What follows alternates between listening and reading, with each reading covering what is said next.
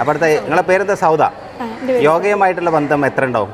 ഞാൻ 1 year ആയിട്ട് homeo dispensary ചെയ്തു പോരുന്നുണ്ട്. നമ്മൾ കൽപ്പഞ്ചേരിയിലെ ഹോമിയോ ഡിസ്പെൻസറി. ഓക്കെ, എങ്ങനെയുണ്ട് യോഗയുമായി ബന്ധപ്പെട്ട് നിങ്ങൾക്ക് വ്യക്തിപരമായിട്ട് മറ്റുള്ളവരോട് പറയാൻ എന്താ ഉള്ളത്?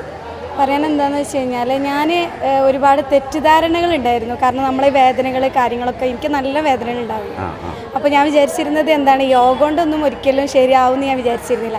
സത്യം പറഞ്ഞാൽ ഞാൻ അതിൽ വന്ന് ജോയിൻ ചെയ്തു. കുറച്ച് ദിവസം ചെയ്തപ്പോൾ എനിക്ക് വളരെ മാറ്റങ്ങൾ വന്നു. അതോടുകൂടി തന്നെ ഞാനത് തുടർന്നു. 2-3 മാസം കണ്ടിന്യൂ ആയിട്ട് ചെയ്തപ്പോൾ വീട്ടിൽ നിന്ന് ചെയ്തുകൊണ്ടിരിക്കുന്നുണ്ട്. ഒരുപാട് വേദനകൾ കുറഞ്ഞത് മാത്രമല്ല, എൻ്റെ ശരീരം ഒരുപാട് മെയ്വഴക്കം വന്നിട്ടുണ്ട്. എവിടേക്ക് വളയാനാണെങ്കിലും എന്ത് ചെയ്യാനാണെങ്കിലും എനിക്ക് നല്ല സുഖമായിട്ട് ചെയ്യാൻ പറ്റുന്നുണ്ട്. അതുപോലെ മനസ്സിന് ഒരുപാട് സന്തോഷം സമാധാനം തന്നിട്ടുള്ളൊരു ഇതും കൂടെയാണ്. അതുകൊണ്ട് എല്ലാവരും ചെയ്യുക. അതാണ് മറ്റുള്ളവരോട് പറയാനുള്ളത്. കാരണം ഇതൊക്കെ നമുക്ക് പുറത്തുനിന്ന് കേൾക്കുന്ന പോലല്ലേ, ചെയ്ത് തന്നെ നമ്മൾ ചെയ്താൽ തന്നെ നമുക്കതിൻ്റെ. എനിക്ക് ജോയിൻറ്റ് മുഴുവൻ നീർ കെട്ടുന്ന ഒരു അസുഖമുണ്ട്. അപ്പോൾ അത് പിന്നെ ചെയ്ത് കഴിഞ്ഞാൽ നമ്മളിപ്പോൾ ഒരു കുറച്ച് നേരം ഫോൺ പിടിച്ചു കഴിഞ്ഞാൽ എൻ്റെ കൈ ഇങ്ങനെ തന്നെ ആയിരിക്കും. അപ്പോൾ ഞാനത് റിലീസ് ചെയ്യണമെങ്കിൽ കുറച്ച് സമയം എന്ത് ചെയ്യണം, ഒരു മിനിറ്റെങ്കിലും എടുക്കും എനിക്കത് നിങ്ങളുടെ റിലീസ് ആവണം. പക്ഷെ എനിക്ക് ആ ഒരു ഇതൊക്കെ മാറ്റം വന്നു. പക്ഷെ ഞാൻ അത് ചെയ്ത് കഴിഞ്ഞാൽ കൂടുതൽ അതേമാതിരി നെക്കിന് പിടുത്തം വരും. ആ പിടുത്തമൊക്കെ കൂടുന്നായിരുന്നു എൻ്റെ ധാരണ. ഓക്കെ, ഇത് ചെയ്യാതെ ഞാൻ ഒരുപാട് മടിച്ചായിട്ട് ഇരുന്നിട്ടുണ്ട് സത്യം പറഞ്ഞാൽ. പക്ഷെ ഇത് ചെയ്തു തുടങ്ങിയപ്പോഴാണ് നമ്മളെ പിന്നെ എന്താ പറയുക, ഈ വേദനകളിൽ നിന്നും നീർക്കെട്ടിനൊക്കെ ഒരുപാട് മാറ്റമുണ്ട്. അതുപോലെ നമ്മളെപ്പോഴും പറയും പെണ്ണുങ്ങൾ ഏറ്റവും വലിയ പ്രശ്നമാണ് വയറിന് നല്ല കുറവുണ്ട്. നമുക്ക് ഉള്ളിലേക്ക് എപ്പോഴും പിടിച്ച് കഴിയുക. അങ്ങനെയുള്ളൊരു എല്ലാവിധ യോഗകളിൽ ചെയ്യുന്നതുകൊണ്ട് നമുക്ക് വയറൊക്കെ ഉള്ളിലേക്ക് പിടിച്ച് എത്ര സമയം വേണമെങ്കിലും ഇപ്പോൾ നമുക്ക് പറ്റും.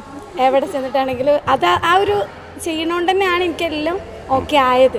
അപ്പോൾ എന്തായാലും നിങ്ങളെ ഈ സംസാരത്തിലൂടെ ഞാൻ മനസ്സിലാക്കിയത്, നിങ്ങളെപ്പോലുള്ള സ്ത്രീകൾക്ക്, സ്ത്രീകൾ നേരിടുന്ന പല പ്രശ്നങ്ങളും ഇതുമായി ബന്ധപ്പെട്ട ചില തെറ്റിദ്ധാരണകളും നിങ്ങൾക്ക് തോന്നിയത് വെച്ചാൽ നിങ്ങൾ ഈ എന്താ പറയുക പെയിൻ സംബന്ധമായ വിഷയങ്ങൾ ഉണ്ടായതുകൊണ്ട് സ്വാഭാവികമായിട്ടും ഞാൻ യോഗ ചെയ്തിട്ടുണ്ടെങ്കിൽ എൻ്റെ പെയിൻ വർദ്ധിക്കും എന്ന് നിങ്ങൾ ഭയപ്പെട്ടു.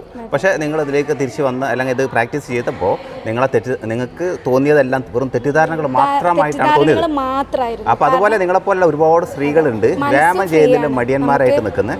അത്തരം സ്ത്രീകളൊക്കെ എന്ത് ചെയ്യുക, മെമ്പർമാരാണ് ജനങ്ങൾക്ക് മാതൃക നൽകേണ്ടത്. വൈസ് പ്രസിഡന്റ് അവിടെ ഉണ്ട്.